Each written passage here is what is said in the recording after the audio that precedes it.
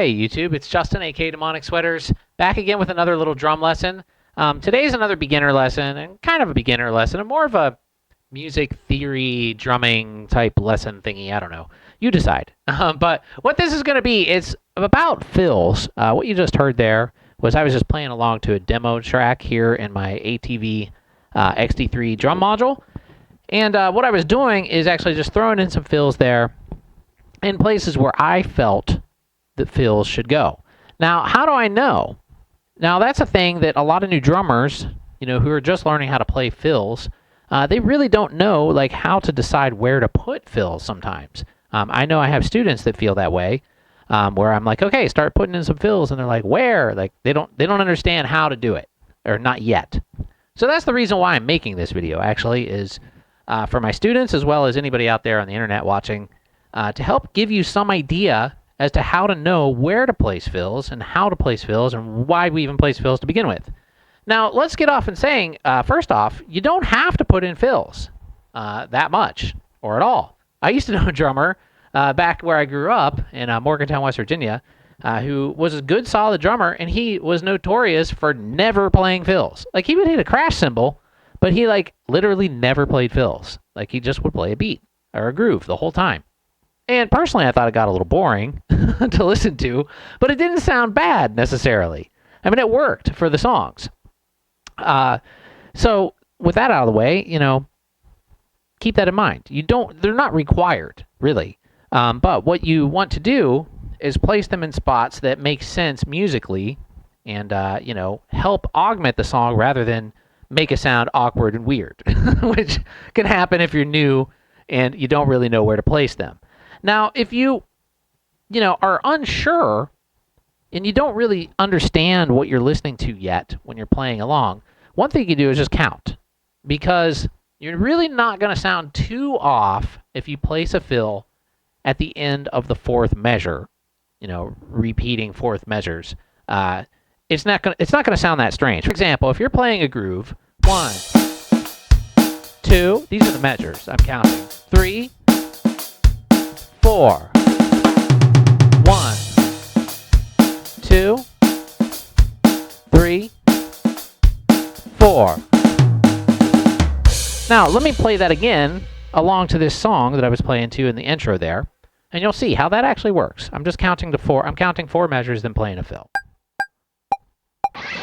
1, 2, 3, 4. 1, 2, 3, 4. 1, 2, 3, 4. 1. Okay, I think you got the idea. So why does that work? Let me stop my metronome. Why does that work? Because a lot of music is written in multiples of 4. Parts a lot of times repeat in multiples of 4. So you really almost never, occasionally you will. There's always exceptions to the rule, but almost never will you make it sound weird if you're placing a fill in the fourth measure or through the fourth measure and then ending on the 1 of the following measure. Putting that crash on the 1 is really important. Like, some people might think, if you're new, that the crash is part of the fill and it's going to be, in the fourth measure where you're playing the fill. That's not correct, usually. It can be, but usually not. The 1 of the following measure is kind of where that period is, the period of the sentence, like 1 and a 2 and a 3 and a 4 and a 1. So placing that 1, because what it does, it basically transitions one part into another, is one way you could look at it. Again, pay attention to what the guitar is doing in this riff here. 2, 3, 4. 1, 2, 3. I put a crash there. 4. 1. So even the guitar on that fourth measure is going up to a higher note. So that's kind of like the turnaround, the repeating point of the song, of this riff in the song. Okay? So another thing, too, is depending on what kind of music you're playing to, if there's vocals, this is an instrumental track, but if there were vocals, you definitely want to leave space for for the vocals. You don't want to fill very often, or if at all. I mean, it just depends. Again, depends on the music. Your understanding of this will grow as you play the drums more and hear yourself playing along to music more. You'll start to understand like where the exceptions to the rules might be. But for the most part, you're not going to want to play over vocals because, it just doesn't sound good. And it annoys the singer a lot of times too. So you want to, kind of chill out, play a groove most of the time when a singer is singing, to emphasize, what they're saying. Now, there are fills that can, I don't really have an example to show you right now, but maybe I'll do another lesson on that, like playing to vocals. But there are fills that kind of, accentuate certain words. The Beatles, Ringo was actually quite good at this. The vocal would say something, and then Ringo would do a little fill that kind of like somehow fit what was just said, like in the vocals. Like he was so good at that. But anyway, I'm sure some of you out there know what I'm talking about. But yeah, I mean, for the most part, you don't want to overplay. I mean, you don't want to overplay in general, but you don't want to overplay while the singer is singing. And you want to control yourself. Don't overplay.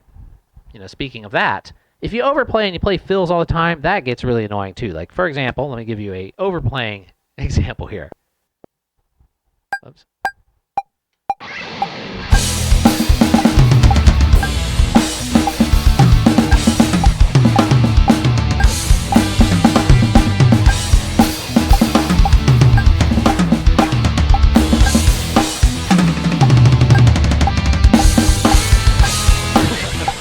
So, I mean, I think you get the idea. It's just too much. And it just totally ruins the effectiveness of the song and makes the groove just completely go away. So, be selective. I can be a pretty busy drummer sometimes, but if the music calls for that, like there are certain types of music, metal, prog rock, where the drumming, it being busy, that type of music lends itself to drums being super busy. But for the most part, my personal style is I try not to overplay too much. And in fact, the older I get, the more minimal I enjoy playing, like just being very selective in what I do. But again, none of it's wrong. It's all just, what's really most important is to listen to the music and understand where the changes are happening in the music, and then you can kind of use your fills to transition into that next part. So, yeah. Let's just do that again. I'm gonna record this again, and then I'll be counting. I'll try to count out loud, and play some fills in here in spots where I think they would fit. 1, 2, 3, 4. 1, 2, 3, 4. 1. Now I'm over to the ride, because the whole section changed. 3, 4. 1, 2, 3, 4. 1, 2. Now here, this part, since it's this sounds like a vocal part to me. Kind of speeding up there. But this sounds like a vocal part to me, and I probably wouldn't do many fills over this until it starts to change, like right here.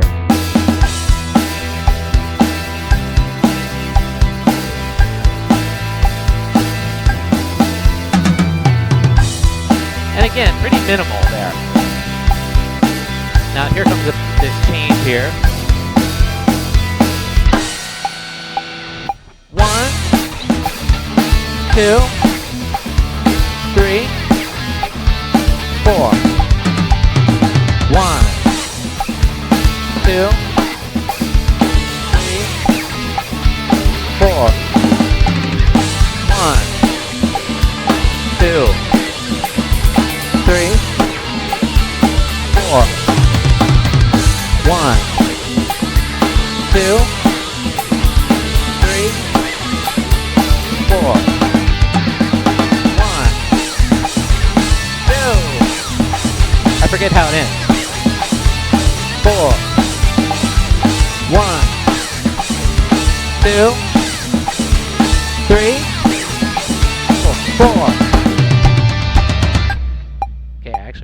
does end on a fill there. So basically, well, it ends on the 4th. Oops. That one ended literally on the 4th beat of the last measure. It didn't hit a 1 there. Some songs, they end like that. Other ones end on a 1.